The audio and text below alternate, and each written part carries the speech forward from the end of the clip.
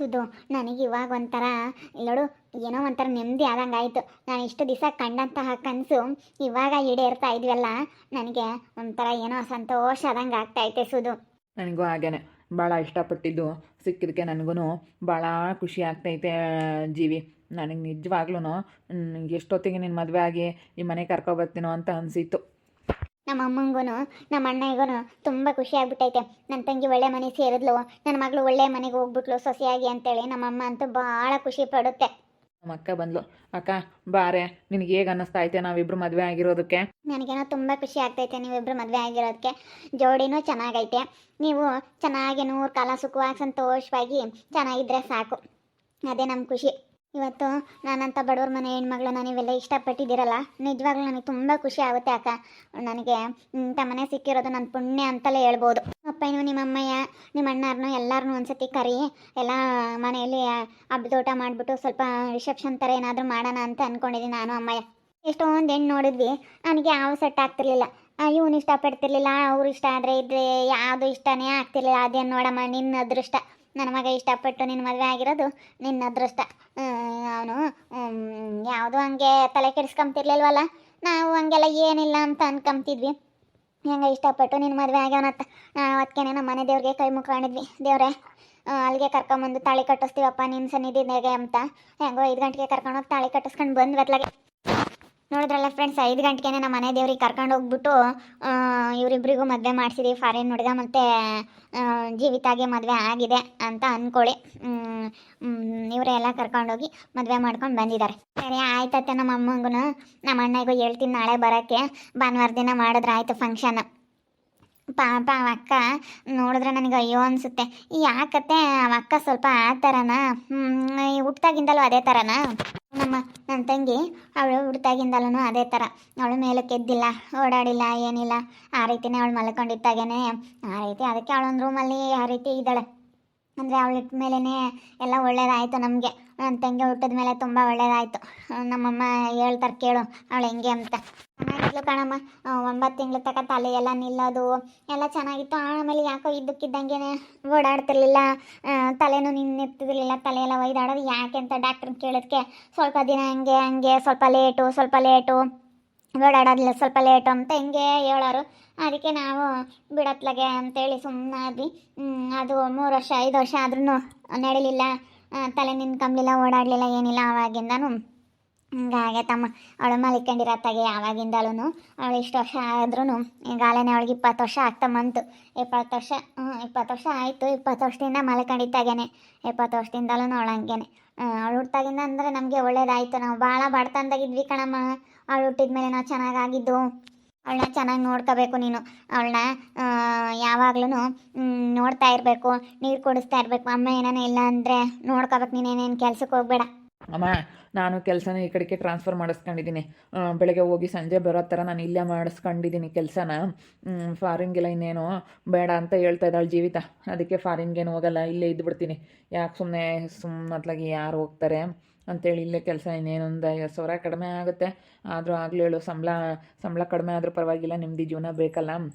ಅದಕ್ಕೆ ನಾನು ಇನ್ನೇನು ಹೋಗೋದಿಲ್ಲ ಕಣಮ್ಮ, ಇಲ್ಲಿಗೆ ಟ್ರಾನ್ಸ್ಫರ್ ಮಾಡಿಸ್ಕೊಂಡಿದ್ದೀನಿ ಕೆಲಸನ. ಸರಿ ಆಯ್ತು ಹೇಳಪ್ಪ, ನೀನು ಎಲ್ಲಿರ್ತೀನಿ ಅಂತೀಯ ಪಾಪ. ನಾನು ಅವತ್ತೇ ಹೇಳಿದ್ದೀನಿ, ನಾನು ನಿಮ್ಮ ಮಾತು ಮೀರ ಕಣಪ್ಪ ನನ್ನ ಮಗ ಅಂತ ಕಣಮ್ಮ.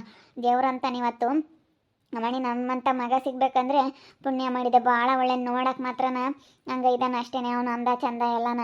ನೀನು ಇವತ್ತು ಅಂದ ಚಂದ ನೋಡ್ದಲೆ ನನ್ನ ಮಗನ ಮದುವೆ ಆಗಿದೆಯಲ್ಲ, ಅದಕ್ಕೂ ನಾನು ಮೆಚ್ಬೇಕು ಕಣಮ್ಮ. ನಿಜವಾಗ್ಲೂ ಭಾಳ ಒಳ್ಳೆ ನನ್ನ ಮಗ. ನನ್ನ ತಮ್ಮ ದೇವ್ರು ಅಂತಾನೆ. ಇವತ್ತು ನನ್ನ ತಮ್ಮನಂತ ಅವನ್ನ ಹುಡ್ಕೊಂಡೋದ್ರು ಸಿಗಲ್ಲ. ನಮ್ಮಪ್ಪ ಹೆಂಗೆ ನಮ್ಮ ತಮ್ಮನೂ ಹಂಗೆ ಅದೇ ರೀತಿ. ನಮ್ಮ ಅಪ್ಪನ ಥರನೇ ನನ್ನ ತಮ್ಮ. ಅವನು ಇಲ್ಲೋಡು, ಒಬ್ರು ಮನಸ್ಸು ನೋಯಿಸೋದವನಲ್ಲ, ಒಬ್ರಿಗೆ ಒಂದು ಮಾತಂದವನಲ್ಲ. ನಮ್ಮನ್ನು ಎಷ್ಟು ಚೆನ್ನಾಗಿ ನೋಡ್ಕೊಂತಾನೆ ಗೊತ್ತಾ, ನಾನು ನನ್ನ ತಂಗಿನಿಬ್ರು. ಅವಳು ಮಲ್ಕೊಂಡಿದ್ದಾಗೆ ಇದ್ರೂ ಜೀವಿತ, ಅವಳಿಗೆ ಇನ್ನೂವರೆಗೂ ಆಗಲಿ ನನಗೆ ಯಾವ ಥರ ಡ್ರೆಸ್ ಕೊಡಿಸ್ತಾನೋ ಅವಳಿಗೂ ಅದೇ ಥರ ಡ್ರೆಸ್ಸು. ನಾನು ಬಿಡು, ಅವಳು ಏನು ಇಲ್ಲಿಗೆ ಓಡಾಡಲ್ಲ, ಏನಿಲ್ಲ ಅಷ್ಟು ಇಲ್ಲ. ಒಬ್ರಿಗೊಂದು ಮಾಡಬಾರ್ದು. ನನಗಿಬ್ಬರು ಅಕ್ಕರಂತಂದರೆ ಒಂದೇನೆ ಅಂತ ಹೇಳ್ತಾನೆ.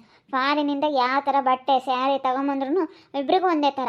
ಅವಳು ಹಾಕೊಳ್ಳಲ್ಲ, ನಾನೇ ಹಾಕೊಂಬತ್ಕೊನಿಗೆ ಆ ರೀತಿ. ಅವ್ನು ಯಾವತ್ತೂ ಭೇದ ಭಾವ ಮಾಡಲ್ಲ. ಅಷ್ಟು ಚೆನ್ನಾಗಿ ಅಕ್ಕಂದಿರನ್ನ ಅವ್ನು ಪ್ರೀತಿ ಮಾಡ್ತಾನೆ, ಭಾಳ ಚೆನ್ನಾಗಿ ನೋಡ್ಕೊಂತಾನೆ. ನನಗೇನು ಯಾವತ್ತೇನು ಪಾಪ ಅವನು ಇದು ಮಾಡಿಲ್ಲ. ಎಲ್ಲರನ್ನೂ ನೋಡಿದ್ರೆ ಇಂಥ ಮನೆಗೆ ಬರೋದಕ್ಕೆ ನಾನು ಪುಣ್ಯ ಮಾಡಿದ್ದೆ ಅಂತ ಅನ್ನಿಸ್ತೈತೆ. ನಿಜವಾಗ್ಲೂ ಇಷ್ಟು ಖುಷಿ ಆಗ್ತಿಲ್ಲ ನನಗಂತೂ, ಭಾಳ ಖುಷಿ ಆಗ್ತೈತೆ.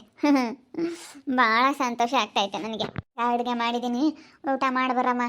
ನಿಮ್ಮ ಅಣ್ಣಗೂ ನಿಮ್ಮ ಅಮ್ಮಗೂ ಫೋನ್ ಮಾಡಿ, ನಿಮ್ಮ ಅಪ್ಪ ನಿಮ್ಮ ಅಮ್ಮಗೂ ಎಲ್ಲರಿಗೂ ಬರೋಕ್ಕೆ ಹೇಳು. ಸರಿ ಆಯ್ತತ್ತೆ, ಹೇಳ್ತೀನಿ ಹೇಳ್ರಿ. ಬರ್ತಾರೆ ಅವರು. ಒಂದಿನ ಫೋನ್ ಮಾಡಿ ನಾಳೆ ಬರ್ರಿ ಅಂತೇಳಿ ಹೇಳ್ತೀನಿ. ನಾಳೆ ಬರ್ತಾರೆ, ನಾಳೆ ಬಂದು ನಾಡಿದ್ದು ಹೋಗ್ತಾರೆ. ಅಂತೀರ ನಾಡ್ದಿದ್ದು ಸೋಮವಾರ ದಿನ ಆದರೂ ಹೋಗ್ತಾರೆ. ಎಲ್ಲ ಅರ್ಥ ಮಾಡ್ಕೊಂತಾರಲ್ವೇ ಅಕ್ಕ, ನಾವು ಹೇಳೋದೆಲ್ಲ ಅರ್ಥ ಮಾಡ್ಕೊಂತಾರೆ, ನಗ ಆಡ್ತಾರೆ, ಎಲ್ಲ ಮಾಡ್ತಾರೆ. ಎಲ್ಲ ಅರ್ಥ ಮಾಡ್ಕೊಂತಾಳೆ.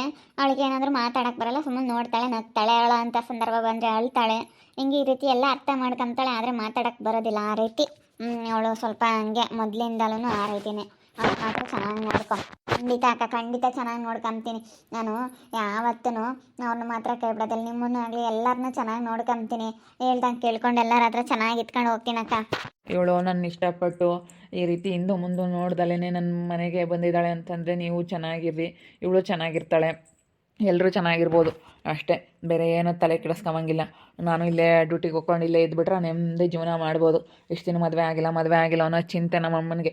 ಮದುವೆ ಆಗಲಿಲ್ಲಲ್ಲಪ್ಪ, ನನ್ನ ಮಗನ ಮದುವೆ ಆಗಲಿಲ್ವಲ್ಲಪ್ಪ ಅಂತ. ಅದೊಂದು ಚಿಂತೆ ಕಾಡ್ತಿತ್ತು ಇಷ್ಟು ದಿವಸ. ನನ್ನ ಮಗಂದು ಯಾಕೋ ಮದುವೆ ಆಗಲಿಲ್ಲ, ಯಾಕಪ್ಪ ಆಗಲಿಲ್ಲ ಇಷ್ಟು ದಿವಸ ಆದ್ರೂ ಅಂತೇಳಿ ನಾನು ಅದನ್ನೇ ಯೋಚನೆ ಮಾಡ್ತಿದ್ದೆ. ಏನು ಮಾಡೋದು? ಯೋಚನೆ ಮಾಡಿ ಆಯಿತು ಕೊನೆಗೆ ಇವತ್ತು. ಏನು ಓದಿದೀಯಾ ಜೀವಿಕಾ? ನಾನು ಸೆಕೆಂಡ್ PU ಮಾಡಿದ್ದೆ.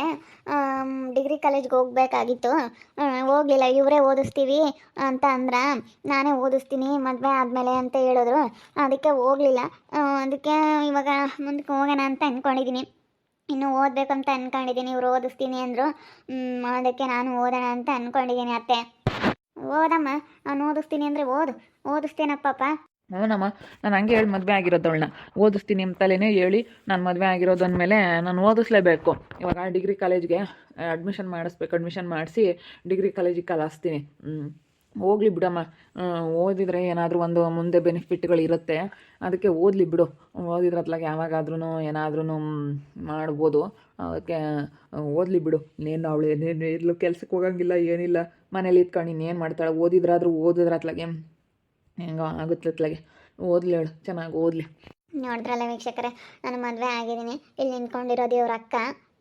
ಇವ್ರ ಅಕ್ಕನ ಹೆಸರು ಕಾವ್ಯ ಅಂತೇಳಿ. ಇವಾಗ ಇನ್ನೊಬ್ಬರು ಇದ್ದಾರೆ, ಅವರು ಮಲ್ಕೊಂಡಿದ್ದಾಗೇ ಎದ್ದವಳಲ್ಲ, ಏನಿಲ್ಲ ಪಾಪಾಜಿ ಆ ರೀತಿ ಅವರು. ಆ ಥರ ಒಬ್ಬರು ಇವ್ರ ಅಕ್ಕ ಇದ್ದಾರೆ. ಇವ್ರೂ ಸ್ವಲ್ಪ ಏನೋ ಗಂಡನ ಹತ್ರ ಅವ್ರ ಗಂಡ ಸ್ವಲ್ಪ ಅತ್ತೆ ಮಾತು ಕೇಳಿಕೊಂಡು ಈ ರೀತಿ ಬೇಜಾರು ಮಾಡ್ಕೊಂಡು ಇವರು ಬಂದು ಇಲ್ಲೇ ಇದ್ದಾರೆ. ಅದಕ್ಕೆ ಅವರು ತುಂಬ ಖುಷಿ ಪಡ್ತಾ ಇದ್ದಾರೆ. ಇವತ್ತು ಬೆಳಗ್ಗೆ ನಮ್ಮ ಅಮ್ಮರು ಬಂದಿದ್ದರು, ನಮ್ಮ ಅಮ್ಮ ಇನ್ನೂ ನಮ್ಮ ಅಣ್ಣ ಬಂದಿದ್ದರು. ಬೆಳಗ್ಗೆನೇ ಇವ್ರ ಮನೆ ದೇವ್ರ ಹತ್ರ ಕರ್ಕೊಂಡೋಗಿ ಅಲ್ಲೇ ಮದುವೆ ಮಾಡಿಸಿದ್ರು. ಅದಕ್ಕೆ ಮನೆ ಹತ್ರ ರಿಸೆಪ್ಷನ್ ಮಾಡೋಣ ಅಂತ ಅಂದ್ಕೊಂಡಿದ್ದೀವಿ. ಬೆಳಗ್ಗೆ 5 ಗಂಟೆಗೆ ಮುಹೂರ್ತ ಅನ್ನೋದು ಆಯಿತು. ಬೆಳಗಿನ ಜಾವ 5 ಗಂಟೆಗೆ ಮಾಡಬೇಕು ಅಂತ ಹೇಳಿದರು ನಮಗೆ ಶಾಸ್ತ್ರದಲ್ಲಿ. ಅದಕ್ಕೋಸ್ಕರನ ಈ ರೀತಿ ಬೆಳಗ್ಗೆ 5 ಗಂಟೆಗೆ ಮದುವೆ ಆಗಿದೆ ಅಂತ ಅಂದ್ಕೊಳ್ಳಿ. ಮದುವೆ ವೀಡಿಯೋಸ್ ಎಲ್ಲ ಹಾಕೋಕ್ಕಾಗಲ್ಲ, ಮದುವೆ ವೀಡಿಯೋಸ್ ಮಾಡೋಕ್ಕಾಗಲ್ಲ ಅಂತ ನಾನು ಕೆಲವೊಂದು ವೀಡಿಯೋದಲ್ಲಿ ಎಲ್ಲ ವೀಡಿಯೋಗಳಲ್ಲಿ ಹೇಳಿದ್ದೀನಿ. ಮಾಡೋಕ್ಕಾಗಲ್ಲ, ಅದಕ್ಕೋಸ್ಕರ ಈ ರೀತಿ ಸಿಂಪಲಾಗಿ ಮದುವೆ ಆಗಿದೆ ಅಂತೇಳಿ ಎಲ್ರಿಗೂ ತಿಳಿಸ್ತಾ ಇದ್ದೀವಿ. ಓಕೆ ಫ್ರೆಂಡ್ಸ್, ಮುಂದಿನ ವೀಡಿಯೋದಲ್ಲಿ ಸಿಗ್ತೀನಿ. ವಿಡಿಯೋ ಇಷ್ಟ ಆಗಿದ್ರೆ ಲೈಕ್ ಮಾಡೋದನ್ನ ಮರಿಬೇಡಿ. ಹಾಗೆ ನಿಮ್ಮ ಅಭಿಪ್ರಾಯಗಳನ್ನ ಕಮೆಂಟ್ ಮಾಡೋಕ್ಕೆ ತಿಳಿಸಿ. ಇನ್ನೂ ಯಾರ್ಯಾರು ನಮ್ಮ ಚಾನಲ್ ಸಬ್ಸ್ಕ್ರೈಬ್ ಮಾಡ್ಕೊಂಡಿಲ್ಲ, ಸಬ್ಸ್ಕ್ರೈಬ್ ಮಾಡ್ಕೊಳ್ಳಿ ಅಂತ ಹೇಳ್ತಾ ಈ ವಿಡಿಯೋನ ಇಲ್ಲಿಗೆ ಎಂಡ್ ಮಾಡ್ತೀನಿ. ಎಲ್ರಿಗೂ thank you, tata, bye bye, see you.